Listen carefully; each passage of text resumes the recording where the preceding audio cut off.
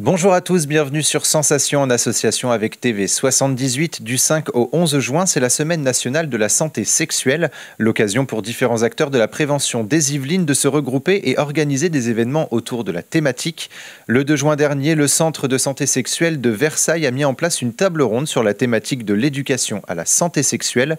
Alice Huyn, médecin référent au CSS de Versailles, nous en dit plus sur les objectifs de cette table ronde.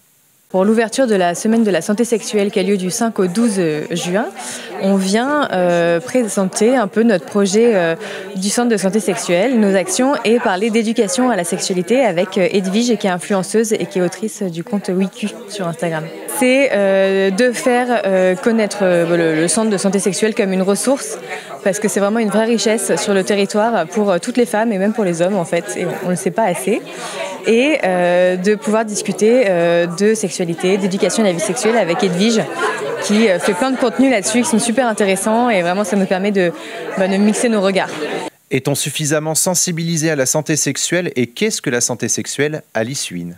Malheureusement, on n'est jamais assez sensibilisé. Il y a plein de choses à faire et on le voit chez les jeunes. On voit un abord à la sexualité qui est quand même assez violent par la pornographie. Et après, chez les moins jeunes, en fait, une fois qu'on a passé l'âge des enfants, on oublie un peu la sexualité, alors que c'est le moment où on pourrait s'éclater quand ils commencent à être un peu plus grands. Et puis voilà, c'est tout au long de la vie, même jusqu'à l'âge de l'EHPAD. Et la sexualité, c'est tout le temps. Et donc, vraiment, il y a une éducation à faire tout le temps pour pouvoir en profiter au maximum. En fait, la santé sexuelle, on a l'impression que c'est très réducteur, mais en fait, c'est très large.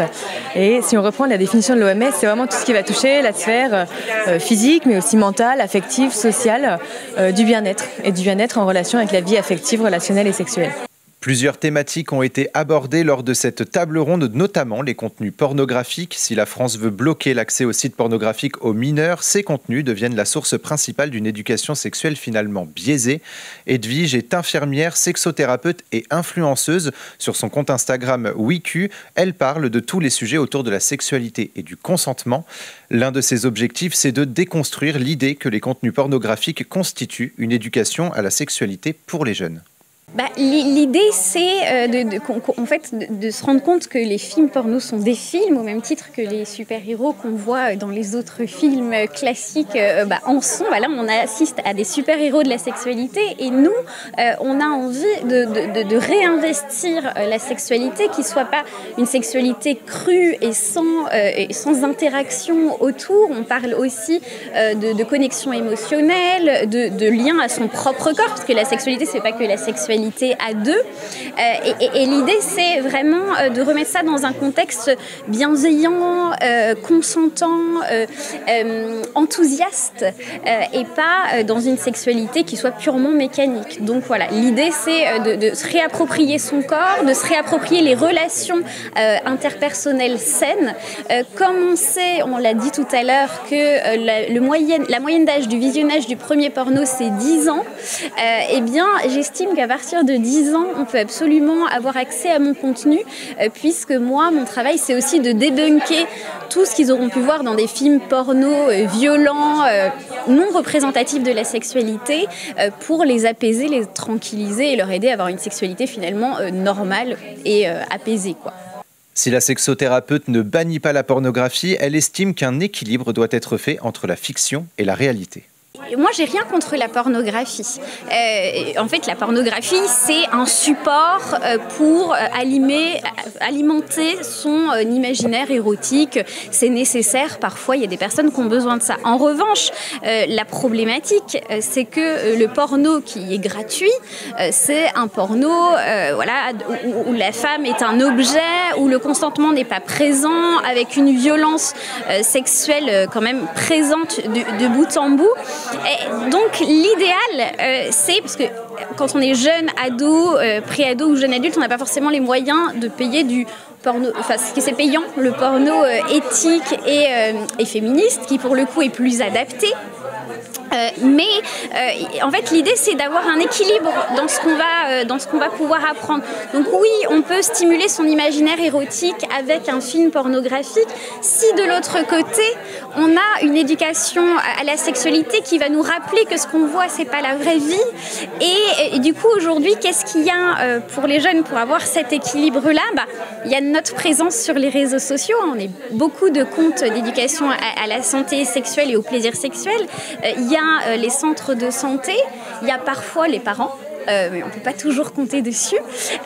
Et donc, c'est de trouver cet équilibre entre la vie sexuelle fantasmée des super-héros du sexe, et puis qu'on voit dans les pornos, et puis la vraie vie. Donc voilà, trouver un équilibre, essayer d'aller vers différents espaces de parole. L'influenceuse a été invitée à parler de son expérience, une invitation qui prend tout son sens pour la Semaine nationale de la santé sexuelle, Edwige. Enfin, on a l'impression que les pouvoirs publics, je suis désolée, on a l'impression que les jeux se saisissent de l'intérêt et de l'importance d'informer sur les enjeux de la sexualité. Ça veut dire aussi qu'il y a des moyens qui sont débloqués petit à petit pour que ça puisse avoir sa place, en fait, parce qu'on parle de santé du corps depuis toujours, ça n'a jamais été tabou, de santé mentale depuis quelques années. On voit que quand même la parole se libère, on peut plus facilement parler de ces problèmes d'anxiété, de dépression, etc. Mais les dépenses, les budgets alloués à la santé sexuelle, ça reste une petite cacahuète là-dedans, quoi. Et donc d'avoir une semaine entière où on prend le temps d'expliquer, de former, de montrer le champ des possibles, des lieux où on peut être accueilli, où on peut apprendre, où on peut arriver en urgence, etc. Pour moi, c'est hyper rassurant et encourageant pour la suite. À l'occasion de cette table ronde, la journaliste Sandrine Arcisé a animé le débat. Elle est également la marraine de la Team 78, les influenceurs du département des Yvelines. Selon elle, les médias ont un rôle à jouer pour déconstruire les images fantasmées et biaisées de la sexualité. C'est vrai que les médias ont un rôle à jouer.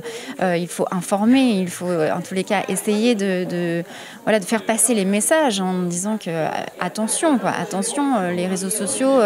C'est vrai que maintenant les jeunes ça fait partie de leur vie, les réseaux sociaux, Internet, c'est comme ça. Il faut faire avec, il faut que les parents fassent avec. Et donc oui, c'est important que les médias puissent faire passer des messages et informer les jeunes. Attention, ça peut être bien, très sympa, mais à côté de ça, il peut y avoir aussi des choses vraiment très néfastes dans votre vie quotidienne. Ça peut aller très très très loin. En France, l'âge moyen du premier visionnage d'un contenu pornographique est actuellement de 10 ans contre 14 en 2017. Un chiffre qui n'a pas manqué de faire réagir les intervenants et les personnes présentes. Sandrine Arcisé. Ce que j'ai compris là aujourd'hui et que je n'étais vraiment pas du tout au courant, c'est que les jeunes en moyenne d'âge 10 ans avaient déjà vu un film pornographique. Là, c'est quand même 10 ans, c'est très jeune. Et après, ce que ça en découle, en fait, ce que ça fait par la suite. Les jeunes, maintenant, ils ont les réseaux sociaux, Internet. On n'avait pas ça avant. Donc, on est beaucoup plus amené à voir des vidéos, à regarder, à s'informer comme on peut, finalement, et à avoir accès à pas mal de choses où avant, on n'avait pas forcément accès. Et donc, dès 10 ans, c'est un peu tôt quand même. Au-delà des professionnels de la santé, les parents ont un rôle à jouer dans l'éducation sexuelle de leurs enfants. Sandrine Arcisé. C'est vrai que les parents ont vraiment un rôle à jouer dans l'éducation sexuelle de leurs enfants, par la parole, comme on vient de le dire, par les informer. Alors c'est vrai qu'on l'a dit aussi, là, il y a des âges à respecter. On ne va pas parler à un enfant de la même façon lorsqu'il a 7 ans ou lorsqu'il a 15 ans, et puis même un peu plus âgé. Donc il faut adapter. C'est pas évident pour les parents d'adapter la parole, d'adapter les conseils à son enfant, mais je pense que c'est hyper important d'ouvrir le dialogue avec des mots simples. Et puis, on peut aller aussi dans un centre de santé sexuelle, par exemple, se faire aider à dire, là, je suis bloquée, je ne sais pas comment faire, qu'est-ce qu'il faut que je dise ? Et ça permet après d'avoir un dialogue avec son enfant. Et ça, c'est vraiment, vraiment, je pense, hyper important. L'intime de l'enfant, c'est son intime à lui. Et ça, c'est important de faire passer ce message. D'autres sujets ont également été mis sur la table, parmi eux les violences sexuelles et le droit à l'interruption volontaire de grossesse. Face aux différents collectifs anti-avortement, les centres de santé sexuelle auront un rôle à jouer dans la prévention et l'écoute des femmes concernées. Pour Sylvie de Gasperi, conseillère conjugale et familiale au centre de santé sexuelle de Versailles, l'IVG est un droit qui existe mais fragile. Alors je pense que l'IVG, c'est un droit qui a été donné aux femmes, mais qui est fragile. Et justement, l'exemple de certains pays montre que ce n'est pas acquis. Donc on a à avoir une vigilance pour que ce droit continue d'être respecté, notamment en France, et que de tout temps, et il y aura toujours pour moi des interruptions volontaires de grossesse, et que le droit et la légalisation a permis de protéger les femmes. Et ça, c'est un droit qui est fondamental, un droit à disposer de leur corps, et donc faire savoir que on protège, en fait, ce droit protège la vie. On s'aperçoit que les violences font malheureusement aussi partie de la vie, et que là, il y a vraiment un travail d'accompagnement des personnes, déjà celles qui sont déjà victimes, où on va pouvoir les accompagner dans ce qu'elles vivent, pour les orienter, pour les confier aussi, et les accompagner dans cette reconstruction qu'elles vont avoir à mettre en place pour elles-mêmes.